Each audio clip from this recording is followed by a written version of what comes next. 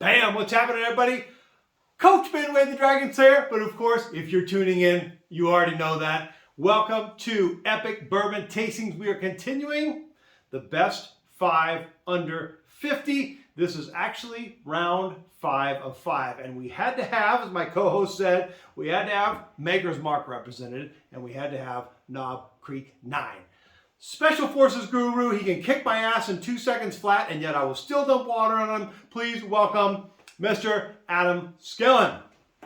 There you go. I've told that story so many times about, hey, I don't really want to do water, and you said, no, that's part of the thing that I love. Yeah, it's all good. Traditions are important, right? I love it. Now, because we fired the last 6 cameramen, actually, Adam was tweaking the lighting in the background, and so we have a new angle, as you can see. And I freaking love it. Okay, here we go. Let's get right into it.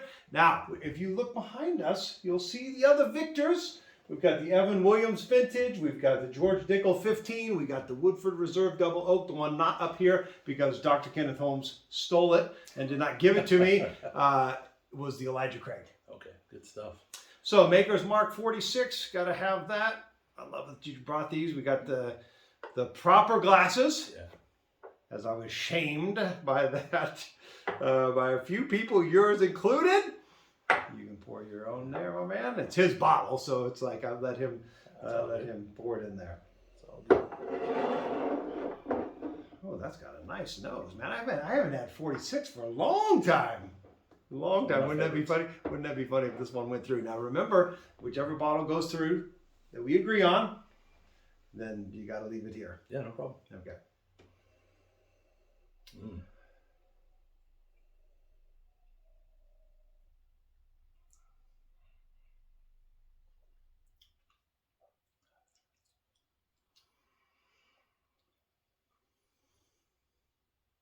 I forgot how good that was. That's like going back to an old girlfriend that you used to have.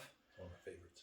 You remember the curves, the moves, the lips, the smell. That's exactly what it's like. Man, I haven't had that. When was the last time you had that? Oh, I drink this stuff all the time. Golly, man. Yeah. I actually end up doing barrel selectors and private, the barrel proof stuff. Of course. So, I tell you, man, the last time I had a bottle of 46, this is not single barrel, right? Oh, straight Maker's 46. But, man, I wonder if I had a bad bottle. I had a huge bottle of 46, like big bottle. I gave it away. I didn't like it. Yeah. This is good, man. I feel a little heat. Yeah. I'd say that's one of the biggest differences between the under 50 and some of the stuff that you and I regularly drink. Yep. And that is that it has that burn, that kind of, even though there's no burn on my tongue, but it's sitting there right here. Yeah, you can feel it. Yeah. What do you taste on this? What are your tasting notes? Primarily oak. And I notice that with a lot of stuff that's, I would call it budget. I'm going to pick kind of a bourbon snob, generally speaking. But that's one of my standbys for cocktails. If I'm going to put something in it, I'll use Maker's 46. I prefer Maker's. Or this one here is not bad either. Yeah. That one's good for sipping too. But oak and heat. That's what I know it for. Yeah. So this is by the way, it's finished in the French oak. Yeah. Staves. I definitely taste the oak. I taste a little bit of almost like a little red wine in there, and then on the end you got your regular heat. And I don't taste cinnamon though. Usually with heat I like to say cinnamon, but it's not that. The oak is prominent. Owned by Jim Beam, or more in particular Suntory, the Japanese whiskey company bought out 25% of Jim Beam. And they own like over half of all bourbon brands out there. Beam Suntory, so this is the Jim Beam. They got a bunch of stuff out there. Nothing came out, man. What the heck did it come out? Okay. Middle West Spirits, straight wheated bourbon whiskey. Of course, to be a wheated bourbon, it just means that wheat needs to be, wheat needs to be in the mash bill. And all bourbon is at least 51% corn. And the rest is made out of rye and barley. Yeah, rye or barley, and usually they replace the rye with wheat, or they'll just add wheat, and it'll be a 4 grain. And this one's out of Ohio, which I thought that was kind of interesting. Yeah, that is very interesting. My son said, "You got to try this. It's pretty good." Yeah, okay, whatever. It's actually not bad. I'd love it if it were put forward because I've never had this. This will be the first time I've had this. Now, of course, the wheated bourbon, which you love and I love, and if you look up here, if you can get to the top shelf and see the Weller and of course the Pappies. The Pappies. So those are weeded bourbons, and they've become really sought after. The Rue Weller. That's one of my favorites. That's what got me into the weeded, the original. By the way, dude, cheers, my man. Yeah. That's got a very delicate nose on that. Floral. Even, yeah. Oh, yeah. Yeah. A little bit of fruit.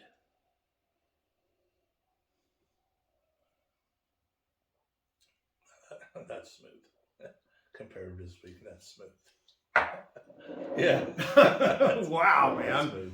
Oh, geez. There's no heat on that back end whatsoever. Like you said, it's smooth. Mm-hmm. Did you do the old, when I was in Cambodia and I had to keep asking them to stop putting water in their bottles, right? Or in Mexico, I just got back from Puerto Vallarta. There was no bourbon there. I didn't even try it. Yeah. But I did have some. Mezcal? I just had some regular rum, but they put water in it. Yeah. And Cut it. yeah. But did you do that on this? I know No, you didn't. I'm just being that's funny, good but stuff. man, wow. Okay, so what's the taste? It's not complex, which is okay. It tastes a little bit simple, but let me taste it again.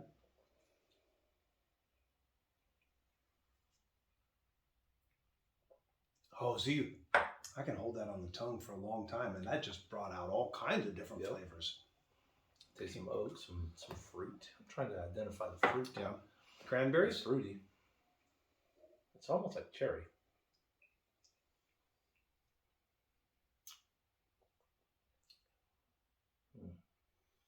Ooh, there's something right before the dip at the end that seems like it's telling us something. Like a nutmeg or a honey or something like that. It's like floral. It's spice, but it's not like cinnamon or allspice. No, It's smoother. Oh, that's good. I like it. I like it comparatively. I've never actually compared it to. Yeah. That's a good one. For under 50, this is a really good one. Yeah, no, absolutely. You know, you're sitting there on the porch and you just want to drink a glass. I was in that mood the other day. I just drank a glass, big thing. I put a big old ball of ice in there, which I never do. But I had the Coy Hill, the Jack Daniels, which is it's 143 proof. What is not proof? It's 143. That's proof, right? Yeah, proof. Yeah. So it's like 143 20%. proof. But I put that in there, and then it was like a cigar. Like halfway through, it was perfect, and at the end, it was too watery. But in the beginning, it was too much. And that's what I do with 46. And so just drinking it straight without any ice, I was like, wow, that burns a bit. Yeah. We probably should have put a little bit of water in it. When we shut off the camera, maybe we'll do that. But anyway, so I mean, sometimes you're in that mood. But I really encourage the audience to do the samples. Because you really get to know your palate. You get to know the different bourbons. Yeah. That's a good one, man. That is a good one. It's important to get out there and try a lot. I mean, like I've told people, you like rye mostly, and I like weeded, but I don't have any problems with rye either. It's good stuff. I don't turn down whiskey. I just don't. I prefer weeded because it's what I've always drank. I just like it. Yeah. Is it loyalty? I don't know. Stubbornness? A little bit of both. I tell people that I drink whiskey primarily for the tranquility, you know, and so I want it to be smooth. I want it to be soothing. And when I'm drinking whiskey, I'm looking for peace, quiet, tranquility. I don't want to have to fight with all kinds of different spices and stuff, you know.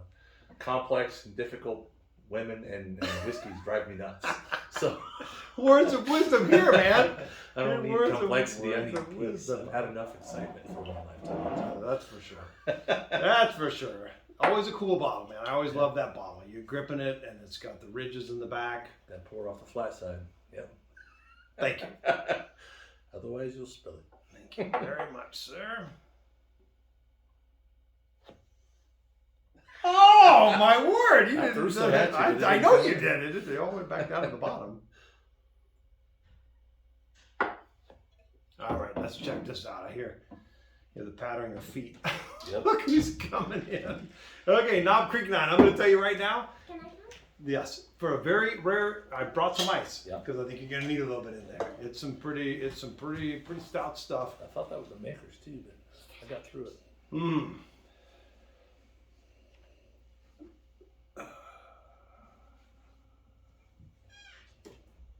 That's actually not bad at all. That burned more. Ooh. Look on that back end. Yeah. Did you feel that back end? It's like wood. But, Okay, that means we better start wrapping this up. Not quite, but it means we're getting in there, man. There's something I thought.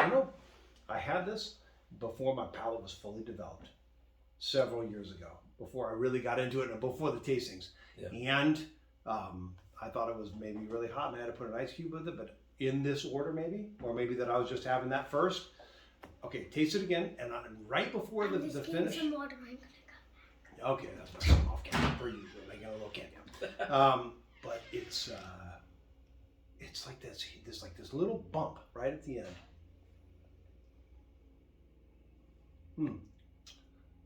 it's oak, but it's it's smooth. It's not like normally oak's like slap me in the face half the time with a stick. Right. I know. This is actually pretty smooth. But I smell wood on the front end. Yep. I smell earth. It reminds me. You ready for this? Classical instrument. It reminds me of the bassoon. Earthy, reedy. Like it's man. And the back end of it has that, so it's a little bit more complex than this. And the back end, it has this little wave, and there's this wood, earth, whatever it is, oak on the very end, and then it rides out. Yeah, I'm not a huge Knob Creek fan. I'm not saying I don't like it. Right. But this is not bad at all. I have the 12, so that burns a little more. This is actually I know, right? Actually, I had somebody spent money on the 15. Yeah. Ken Holmes spent money on the 15, and we had it. Garbage. Yeah. Garbage. Yeah, for what they charge, I literally just put 2 drops in there, and you don't have. All right, drag it. Here's the real man right here. So as I'm sipping this last part, and we put it in order, we have to tell the listener. By the way, I get people stopping me in the store saying, "I just bought that one." Yeah. Because you pushed it forward. Oh yeah. Somebody in the store 2 days ago said my husband just bought 5 bottles, the last 5 that you pushed forward. Oh wow. So awesome. We're changing it a little bit at a time. That's good. Purple Heart. Yep. Can we please? I said last time we should just listen to that. Can How you I please? got it? Yes, of course. Oh yeah. Because I was dumb enough to park next to a bomb. That's what my son, the 4-year-old, says. So he said, "You're pretty good at killing people, right, Dad?" I was like, "Where is this going?" I said, "Okay, what's your point?" He goes, "Just got to have someone teach you how not to park next to bombs." Yeah, roadside bomb, straight to the head and neck. I call it the enemy marksmanship badge. I'm not a big fan. If I could give it back, I would, but I got it for being in the wrong place at the wrong time. So it is what it is. And then what happened? I feel like you look. I feel like you. Is it like is your skin like continuing to heal? Because I felt like when I first met you, it was like you could see, man. This all stuck out a lot. Yeah, it seems like it's going away a little bit. It's a little bit more normal, I think. Yeah, I don't really care. I don't have to impress anybody. I've been married to the same woman for 30 years. It impressed the hell out of me. It impressed me enough to say, "Please help me on Survivor." Yeah. I mean, it is what it is. 14 years in the military, getting injured is a job hazard. It can happen. So, did 3 tours. Got a Bronze Star on my first one and a Purple Heart on my third one. So. As people say now, and I love it. Thank you. Yeah. When I lived in India, there was a big movement of people burning the flag, and I came back from India, and I would tell my friends that would say, "Oh, should we?" I said, "You should go live in India. Anybody that burns the flag should go live in the slums of India." Anywhere in a third world country, because I tell you what, going to a third world country is a bit of a shock. Coming back, even more so in a lot of ways, but you really learn to appreciate what we have here when you see other parts of the world. Houston, we have a problem. Oh man, we're rating them right now, and then we're out of here. Yeah. Please, this is very curious. We might be in disagreement on it. I'm very curious to see how you do this. So for me, and I hate to do this because Maker's 46 is my standby. I drink that more than just about anything on a regular basis for cocktails and stuff, which I still think it's great for cocktails. But this no name, nobody knows about it from Ohio, Middle West. Wheated bourbon is probably my favorite. And then I'll have to say that this Knob Creek night surprised me because I thought, it's Knob Creek. I'm not a huge Knob Creek fan, but from left to right for me, I should do it for the reader. I'm going to have to say 1, 2, 3. I don't know why, but that one burned me a lot more than the rest. So not bad. Only because I was on the fence with that. I know so. it was a little bit more complex. Mm-hmm. We might have a little sip off camera to see who we're pushing through. I think this one's gonna go. Yeah. Adam, we have nothing in the glass. I'll fix that. It's the closest one. And a big cheers, my man. Yep. Thanks for joining us. Yeah. See you next time.